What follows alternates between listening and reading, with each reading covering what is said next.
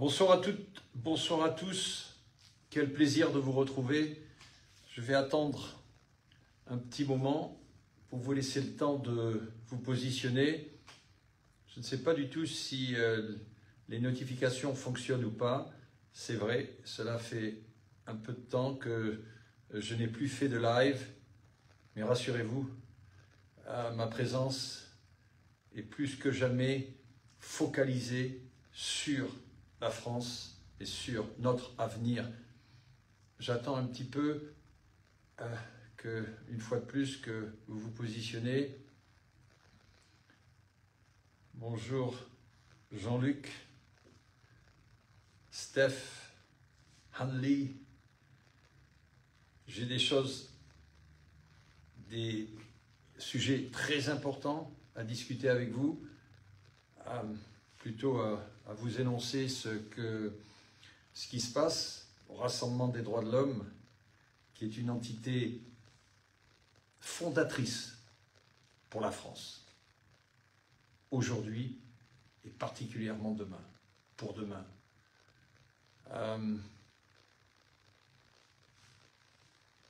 Bonsoir Sabrina, bonsoir Muriel, bonsoir Francine. De toute façon, mes lives sont revisionnés.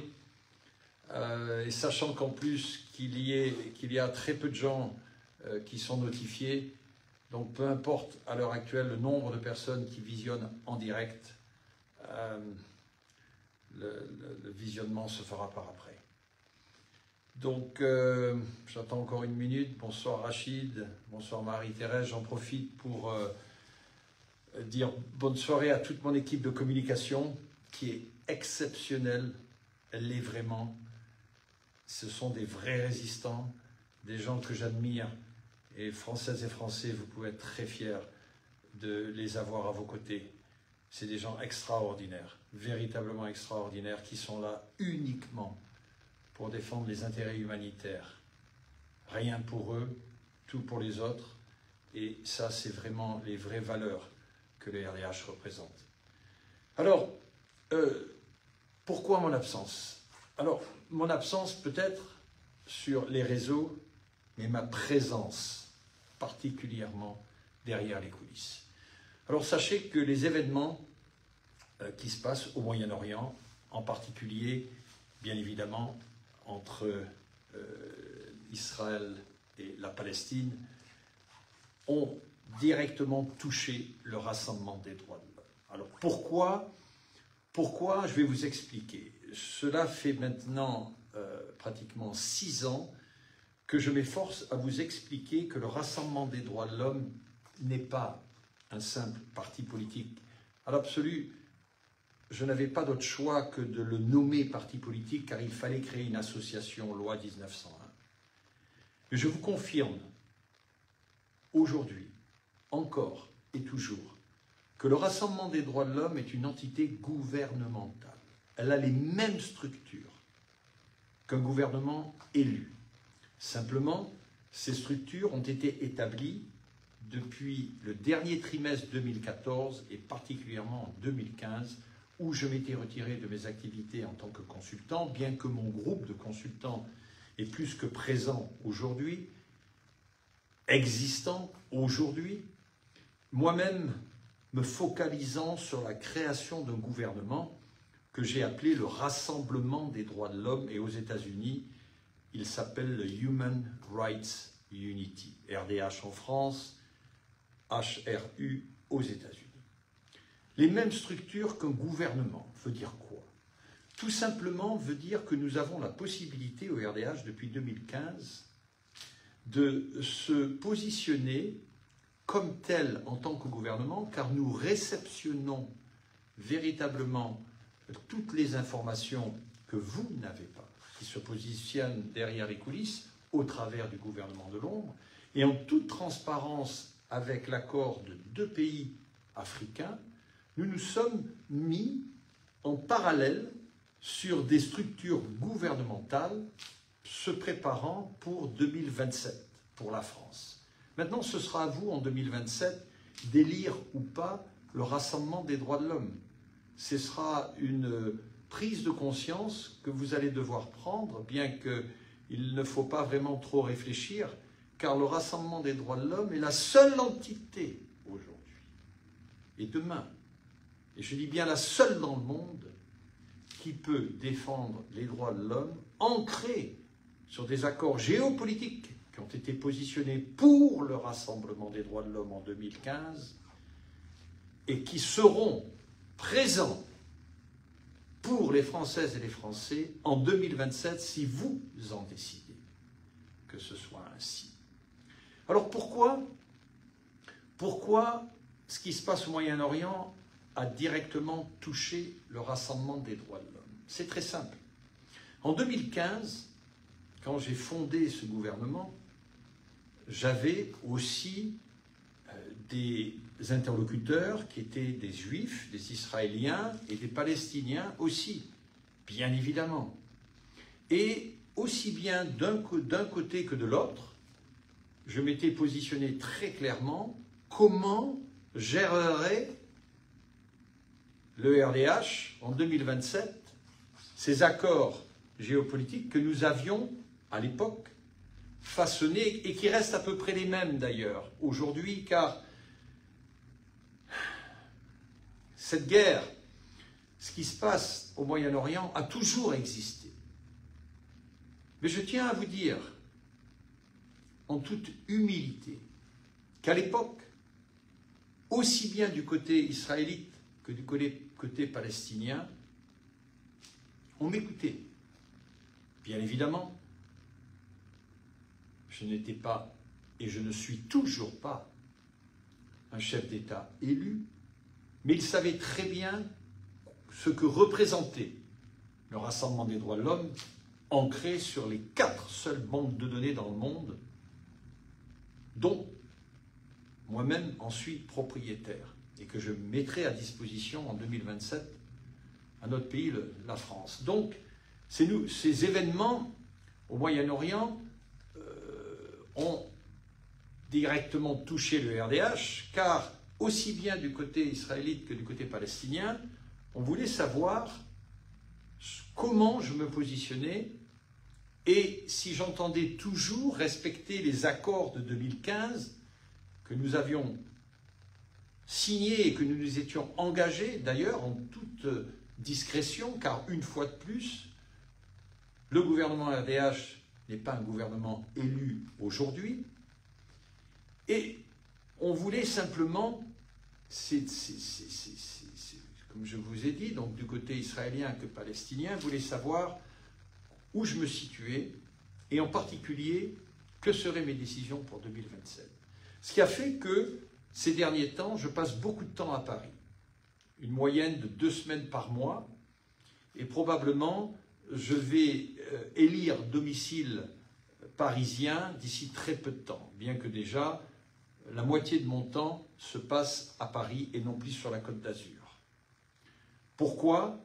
Paris reste la capitale et ça me permet aussi de rencontrer en toute discrétion, comme vous pouvez l'imaginer, parce que les vrais consultants de gouvernement rencontrent les chefs d'État et leurs dirigeants, les dirigeants de pays, non pas en toute clairvoyance avec des escortes de police qui sont très voyantes et très perturbantes à Paris, je tiens à le dire, et très offensives aussi.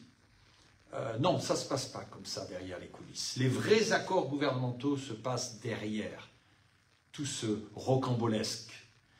Et donc Paris me permet de voir et de m'entretenir avec ces dirigeants. Et ce qui est intéressant, les 2 derniers dirigeants que j'ai rencontrés venaient juste de rencontrer M. Emmanuel Macron d'une façon tout à fait officielle, et ils ont su, avec intelligence, programmer 1 heure de leur temps avec moi au moment où ils étaient dans leur suite, et j'ai pu ainsi discuter et parler avec eux. Et je peux vous dire une chose, que les propos tenus officiellement à notre gouvernement ne sont pas les mêmes propos tenus officieusement au Rassemblement des droits de l'homme. Un jour, je l'espère pour vous, vous aurez connaissance de tout cela, car en tant que banque de données, tout est répertorié et bien évidemment sera mis à disposition pour vous, Françaises et Français, uniquement si vous en décidez ainsi. Alors, une absence médiatique, bien évidemment, du Rassemblement des droits de l'homme, car nous sommes toujours plus que jamais censurés. Mais ce qui est intéressant, c'est que ce gouvernement, pas élu du RDH, est toujours gardé dans l'opacité totale, alors que c'est le seul gouvernement qui est en train aujourd'hui de défendre vos intérêts et particulièrement de parfaire un avenir pour vous, pour 2027. Mais là, on ne l'entend pas. Là, on ne le voit pas. Par contre, tout ce qui est officiel, la presse, les journalistes et tous les médias continuent leur rocambolesque histoire politique qu'on vous gave littéralement tous les jours au travers des chaînes de télévision que vous visionnez. Alors, ce paradoxe, un gouvernement pas élu, le Rassemblement des droits de l'homme, votre chef d'État, Philippe Argillier, qu'on ne connaît pas du tout, mais qui, aujourd'hui, derrière les coulisses, défend vos intérêts comme personne ne l'a jamais fait.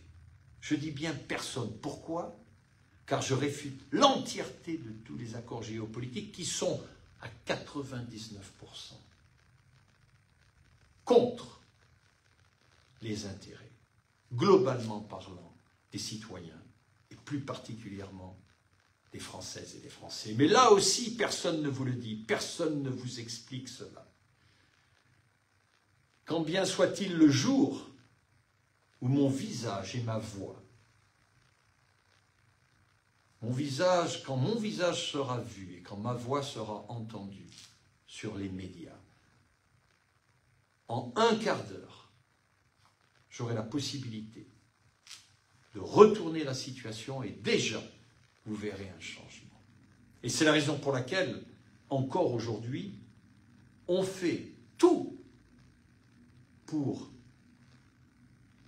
anéantir l'approche médiatique du Rassemblement des droits de l'homme. Mais je tiens à vous confirmer, et mes mots sont lourds de conséquences, qu'aujourd'hui, le gouvernement français est très au courant de ce qui se passe, au travers de ma personnalité et au travers du Rassemblement des droits de l'homme.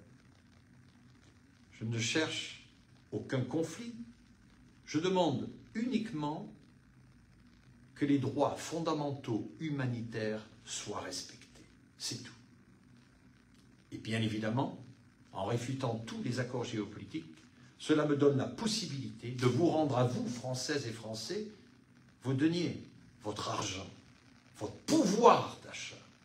Car j'insiste, et je propose, et j'invite tout homme politique, quel qu'il soit, ou quelle qu'elle soit, à débattre. Encore faut-il qu'ils aient le courage de débattre avec moi sur l'avenir de la France. Et je vais vous dire pourquoi. Parce que je ne débattrai en rien, je dis bien en rien, de ce que eux voudront débattre, c'est-à-dire le non-sens absolu qu'on vous donne tous les 5 ans et qui ne change rien, qui empire. On ne va pas recommencer à repartir en arrière, quelques mois en arrière, pour montrer l'augmentation de l'électricité, l'augmentation de la nourriture et tout ce qui suit, en diminuant votre pouvoir d'achat de plus en plus. Mais par contre, on vous parle, toujours des mêmes choses. C'est criminel, tout simplement. Alors, aujourd'hui, il existe non pas une possibilité, mais une véritable action qui peut se positionner pour vous, Françaises et Français, au travers du Rassemblement des droits de l'homme, qui vous rendra votre pouvoir d'achat comme jamais il a été. Je dis bien jamais. Et je m'y engage personnellement. Alors, un petit clin d'œil sur les médias et sur les journalistes. La nouvelle coqueluche, aujourd'hui, c'est Jordan Bardella,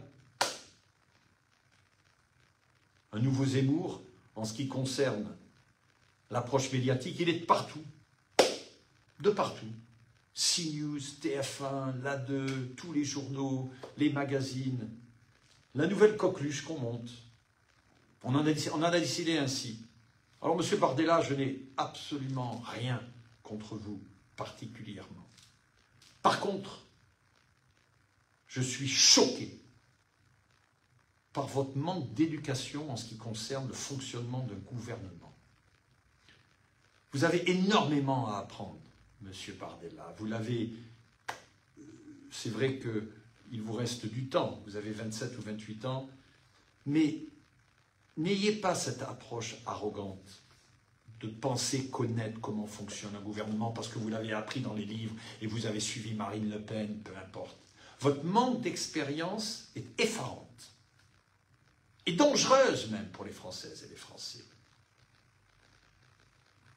Vous savez, M. Bardella, je me ferai un plaisir de passer quelques minutes avec vous sur un débat télévisé. Je dis quelques minutes car loin de moi passer mon temps à débattre plus avec vous, non pas parce que vous ne m'êtes pas sympathique, mais parce que vous n'avez aucune notion de quoi vous parlez. Et c'est ça le problème. C'est vraiment ça le problème. En tout cas, les journalistes, bravo, vous avez trouvé une nouvelle coqueluche que vous mettez de partout.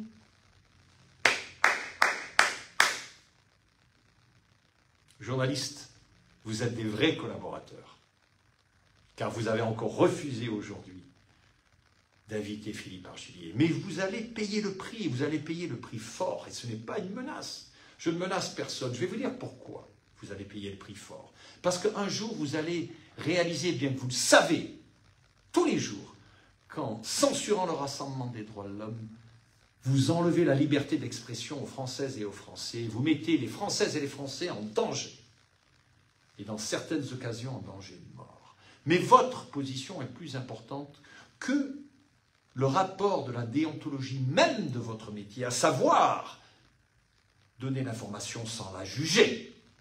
Et vous la jugez, l'information. Parce que vous suivez une hiérarchie qui vous dit que, mais le jour où le Rassemblement des droits de l'homme sera aux commandes de la France, chers journalistes, il faudra régler nos comptes, bien évidemment. Car les comptes doivent être réglés. On règle toujours les comptes dans la vie, à tout niveau. À tout niveau. Et ce que vous faites, c'est lâche. Et je vais vous dire, en ce qui me concerne, ces journalistes qui vont en dehors de leur chemin pour censurer le Rassemblement des droits de l'homme, pour moi, Philippe Argillier, vous êtes cette même personne qui, en 39-45, discrètement parlant, allait voir la Gestapo et allait dénoncer qu'il existait une famille juive dans un immeuble près de chez vous, ou dans un appartement près de chez vous.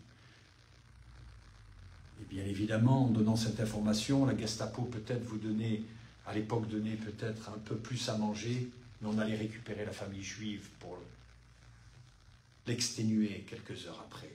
Voilà la métaphore que je fais de ces journalistes qui censurent le Rassemblement des droits de l'homme. Et j'en pèse le poids de tous les mots que je dis. C'est criminel. Alors maintenant, je terminerai sur cette marche contre l'antisémitisme. Bien sûr que c'est une belle marche, bien évidemment. Mais moi, je n'aurais pas proposé une marche contre l'antisémitisme. J'aurais proposé une marche contre la haine humanitaire. C'est cela que j'aurais fait. Parce que pourquoi cibler particulièrement une partie de la population et non pas tout le monde? On On peut faire une marche contre les musulmans, contre la haine des musulmans. Excusez-moi. Au même titre qu'on peut faire une marche contre l'antisémitisme, on peut faire une marche contre la haine des musulmans. Bien évidemment, on peut faire une marche contre la haine des chrétiens, on peut faire une marche contre. Alors, pourquoi pas faire une marche contre la haine humanitaire? Ce serait beaucoup plus approprié. Car de cibler uniquement une partie de la population, ce n'est qu'engendrer la haine de l'autre partie de la population. Faut-il encore comprendre cela? Alors, toutes celles et tous ceux qui se sont déplacés dans ces marches, l'idéologie est bonne, mais réfléchissez à 2 fois. Pourquoi marcher pour un groupe en particulier? Et pourquoi ne pas marcher pour un autre groupe en particulier? Ne faites pas l'amalgame avec la population musulmane. Ce ne sont pas des terroristes. Loin de là. Une fois de plus, et je l'ai dit dans le passé, lisez le Coran. Vous verrez. C'est une des religions la plus pacifique.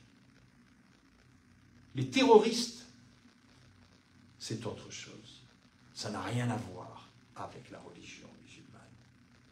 Donc, s'il existe une marche, la première marche serait la marche contre la haine humanitaire, et la deuxième que je préconiserai serait la marche pour le rassemblement des droits de l'homme, la seule entité qui puisse aujourd'hui vous rendre votre liberté d'être et de penser, et aussi votre liberté économique.